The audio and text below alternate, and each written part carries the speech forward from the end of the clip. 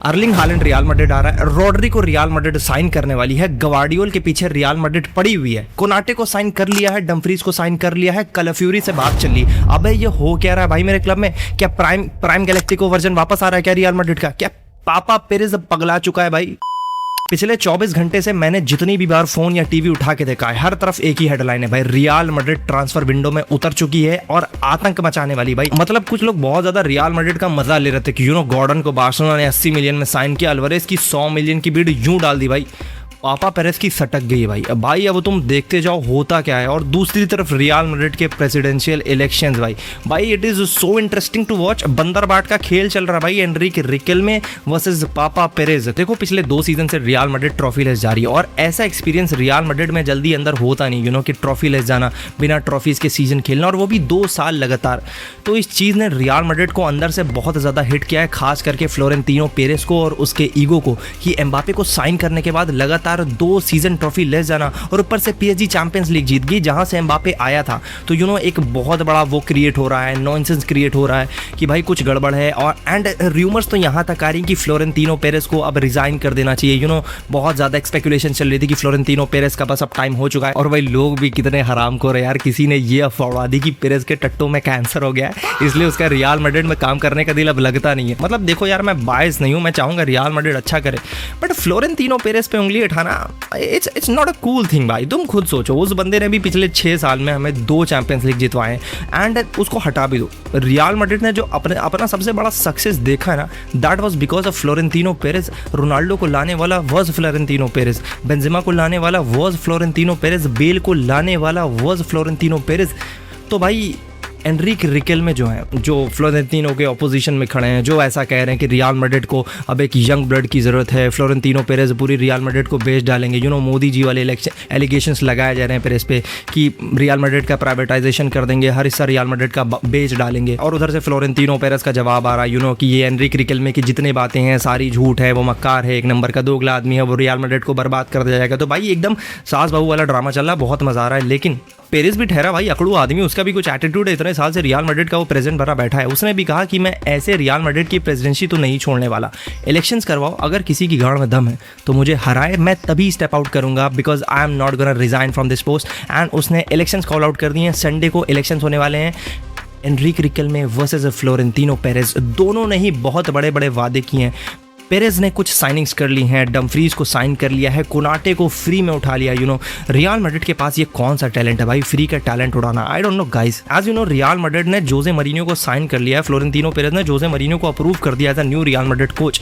लेकिन इसमें अब एक कैच हो चुका है कि अगर फ्लोरेंतीनो पेरेस अगला इलेक्शन हारते हैं तो Jose Mourinho would not be the manager of Real Madrid, because Enrique Riquelme जो दूसरे कैंडिडेट हैं प्रेसिडेंट के लिए, उन्होंने ये साफ कह दिया कि अगर मैं प्रेसिडेंट बनता हूँ रियल मैड्रिड का तो Jose Mourinho would not be the manager for Real Madrid, because मैंने एक दूसरा टॉप मैनेजर साइन करके रखा हुआ है, एक बहुत ही प्रूवन मैनेजर है, लेकिन उसने रियल मैड्रिड को कभी कोच नहीं किया है। बिकॉज मरीनियो को साइन करने से एक शॉर्ट टर्म प्रोजेक्ट होगा, लेकिन एक लॉन्ग टर्म में आप बात करेंगे तो मरीनियो इज नॉट राइट गए। ऐसा मैं नहीं कह रहा हूँ, ऐसा रिकेल्मे का कहना। एंड इतना ही नहीं भाई, रिकेल्मे ने तो यहाँ तक कह दिया कि जब मैं रियल मैड्रिड का प्रेसिडेंट बनूंगा तो मैं 2 स्टार प्लेयर्स को साइन करूंगा, और उन दोनों का नाम भी कल रात में रिवील कर दिया।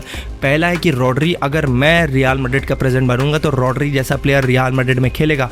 और दूसरे में तो बवाल ही हो गया भाई, पूरा इंटरनेट एक्सप्लोड हो चुका है। रिकेल्मे ने तो हालैंड को भी साइन करने के लिए बोल दिया है, यहाँ तक कह दिया कि अगर मैं हालैंड को साइन नहीं करूंगा तो मैं रियल मैड्रिड के जितने भी लोग अंदर उसमें काम कर रहे हैं, 1000 1 लाख, उनकी सारी सैलरी, सारे पैसे मैं अपनी जेब से भरूंगा। इतना बड़ा statement on the national television, भाई पूरा इंटरनेट एक्सप्लोड हो चुका है। अब देखने और सुनने में ये बात तो बहुत अच्छी है, लेकिन Manchester city and Erling Haaland ने इस बात को कंप्लीटली डिनाई कर दिया है कि हमारा रिकेल्मे के साथ कोई कॉन्टैक्ट नहीं हुआ, कोई डील फाइनल नहीं हुई है, कुछ भी नहीं हुआ ऐसा, वो सिर्फ डींगे हाँक रहा है। अब यहाँ तक की तो बात ठीक थी, लेकिन मैनचेस्टर सिटी ने कहा है कि हम रिकेल्मे के अगेंस्ट लीगल एक्शंस लेंगे, बिकॉज ऑफ कोर्स हालैंड उनका कमिटेड प्लेयर है, अभी वो उनके साथ खेल रहा है। आप किसी प्लेयर की इमेज को ऐसे पब्लिकली वायलेट नहीं कर सकते। तो भाई ये क्या चूतिया बनती चल रही, मदारी बना दिया भाई रियल मैड्रिड को इन लोगों ने। देखो मुझे ऐसा लगता है, मेरे हिसाब से रिकेल्मे चाहे जितनी भी कोशिश कर ले, जितना भी ट्राई कर ले, वो एक नॉर्मल अपोजिशन पार्टी के लीडर की तरह झूठे वादे कर रहा है। वो घंटा किसी को साइन नहीं करने वाला, शायद रॉड्री को कर ले,